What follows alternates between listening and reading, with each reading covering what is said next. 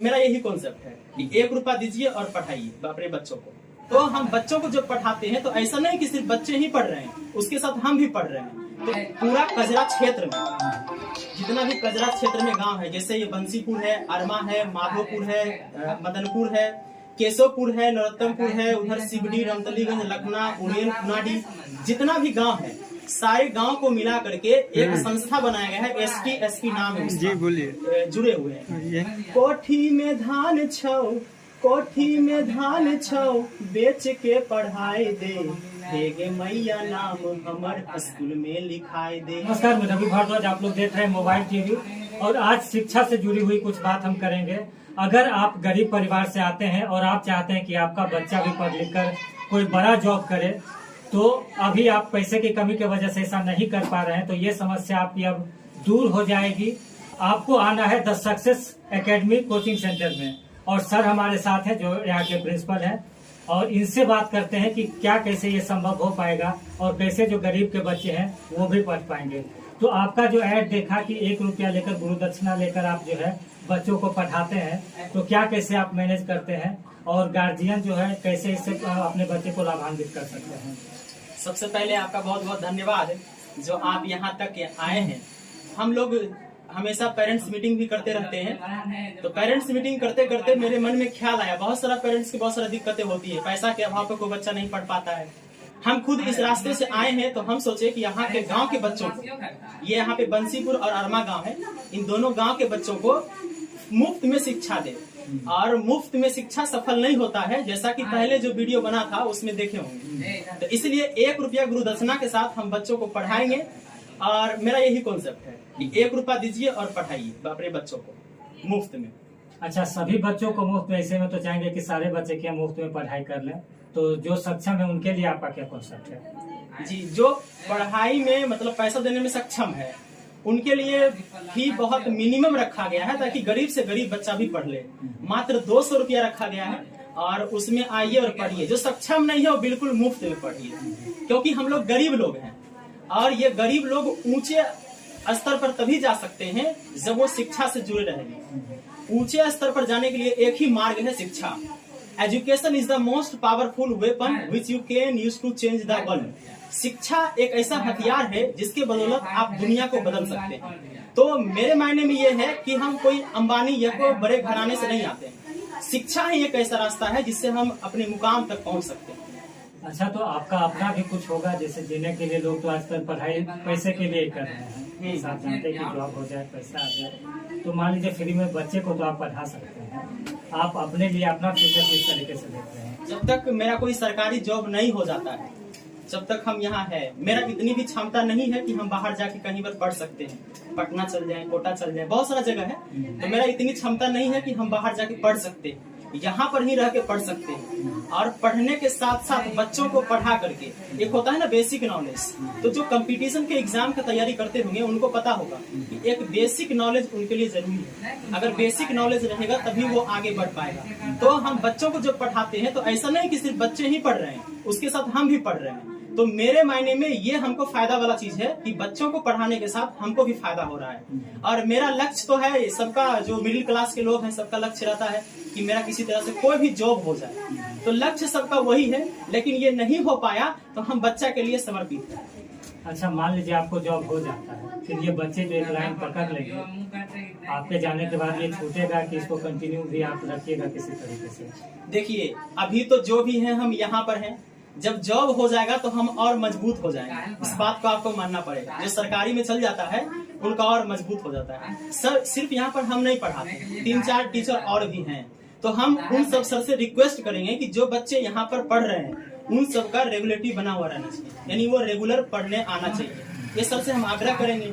और जहाँ तक बात रहे सपोर्ट का, तो अगर सरकारी जॉब हो जाता है तो 5-10 तो ऐसे चलता है, तो हम सर को सहयोग करते रहेंगे और बोलेंगे इसको नियंत्रण करते रहिए। अभी आप जब इस बात को बोले हैं तो हम आपको एक बार और बात बता देते हैं। पूरा कजरा क्षेत्र में जितना भी कजरा क्षेत्र में गांव है, जैसे ये बंसीपुर है, अरमा है, माधोपुर है, मदनपुर है, केशवपुर है, नरोत्तमपुर है, उधर सिवडी, रमतलीगंज, लखना, उड़ेन, खुनाडी, जितना भी गांव है सारे गांव को मिला करके एक संस्था बनाया गया है, STSP नाम है उसका। जी बोलिए। हम भी उस संस्था में जुड़े हुए हैं। यहीं पे उस हैं संस्था अरमान में क्लास 8, 9, 10 और 12th के बच्चों के लिए एक एग्जाम होता है, मंथली टेस्ट होता है। और उस मंथली टेस्ट में आज ही उसका प्राइज का वितरण हुआ है। 272 बच्चे उसमें शामिल हैं और 272 बच्चों के लिए हम मेहनत करते रहते हैं। हाँ, महीना में आज क्वेश्चन बनाना है, फिर एग्जाम देना है, फिर रिजल्ट देना है, कौन बच्चा का चयन हुआ है, इस तरह से हम करते रहते हैं। हाँ, उसके अलावा हम भी अपना समय निकालते हैं और अध्ययन करते हैं। जी अच्छा, कोचिंग यहीं पर सिर्फ है कि इसका कहीं ब्रांच भी है? जी, एक और मेरा कोचिंग है सिवडी में। सिवडी से कजरा से कुछ दूर जाता है सिवडी में, तो वहाँ पर भी बच्चे पढ़ते हैं। यहाँ पर 1 से लेकर 10 तक बच्चे पढ़ते हैं और वहाँ नर्सरी से लेकर 12th तक पढ़ते हैं। वहाँ एकेडमी भी है। अच्छा, और कुछ मैसेज हमारे मोबाइल टीवी चैनल के माध्यम से इसके दर्शकों को देना चाहिएगा, जो गार्जियन इसको देखेंगे तो उनको लिए कोई मैसेज? उनके लिए यही मैसेज है कि देखिए, आप अपने बच्चे को जहाँ भी पढ़ने भेजते हैं, आप उस टीचर से टेस्ट नहीं लेते हैं कि आप क्या जानते हैं। जैसे आप कोई बच्चा मेरे पास आया पढ़ने के लिए, उसके पेरेंट्स हमसे टेस्ट नहीं लेंगे कि आप ABCD जानते हैं कि नहीं, आप साइन थीटा कोस थीटा जानते हैं कि नहीं। बस वो विश्वास पर भेजते हैं और ये विश्वास उनका तब सफल होगा जब उनके बच्चों का रिजल्ट अच्छा होगा। तो हम उनके बच्चों का रिजल्ट तक आगे ले जाकर के देंगे, तो इस पे विश्वास कर सकते हैं। और जिन भी पेरेंट्स को लगता है कि ये सब गलत है या फिर कुछ और है, तो एक बार सामने से आकर बात कीजिए, है ना। यही मैसेज देना, आके विजिट कर ले और देखे समझे पहले, उसके बाद अपने बच्चों को भेजें। जो भी इस वीडियो को देख रहे हैं उनसे आग्रह है कि अगर आपके आसपास कोई बच्चे ऐसे हैं जो कि आर्थिक रूप से कमजोर है और पढ़ाई नहीं कर पा रहे हैं, तो सर के बारे में उनको जरूर बताएं और यहाँ का एड्रेस आप उनको जरूर दे दें। हम इनका मोबाइल नंबर वीडियो के नीचे डाल दे रहे हैं, आप वहाँ इनको संपर्क कर सकते हैं, कॉल कर सकते हैं। और बच्चे अब निराश नहीं हो, आप अगर गरीब हैं तो यहाँ आकर पढ़ाई कर सकते हैं। लास्ट सवाल सर, किस क्लास तक के बच्चे यहाँ पर भी आ रहे हैं? अभी यहाँ पर 1 से 10 क्लास तक बच्चे आते हैं, 4 टीचर पढ़ाते हैं और सबको हम पेमेंट करते हैं बच्चा कहीं पैसा से। और यहाँ पर जो बोल रहे हैं आप कि मतलब आप अपने बारे में क्या सोचते हैं, मतलब मेरा भी तो कुछ एम होगा, तो मेरा एम कुछ नहीं है। बस हम चाह रहे हैं क्या बच्चे पढ़ें और आगे किसी तरह से पढ़ें। जिस तरह से हम यहाँ तक आके सीमित रह गए हैं अभाव की वजह से, उस अभाव से बच्चे शिक्षा से वंचित ना रहें, मेरा यही उद्देश्य है। और कुछ बच्चे हैं जो पढ़ नहीं पाते हैं, जिनके माता पढ़ा नहीं पाते हैं, तो मैं उनको बच्चों को बीच में कभी कभी मोटिवेशन के लिए या फिर माइंड वॉश के लिए, ताकि बच्चा को पढ़ने में मन लगे, इसके लिए कुछ गुनगुना देते हैं आपके चैनल के माध्यम से। बिल्कुल। तो जब कोई एक बच्चा है और वो पढ़ना चाहता है लेकिन उसकी माता पिता पढ़ाना नहीं चाहता है, तो उस बच्चे के मन से क्या आवाज आती है, 2 लाइन, हमरा के पढ़ाई दे, हमरा के पढ़ाई दे, हमरा के पढ़ाई दे, हे गे मैया नाम हमर स्कूल में लिखाए दे, हे गे मैया नाम हमर स्कूल में लिखाए दे। कोठी में धान छौ, कोठी में धान छौ, बेच के पढ़ाई दे, हे गे मैया नाम हमर स्कूल में लिखाई दे।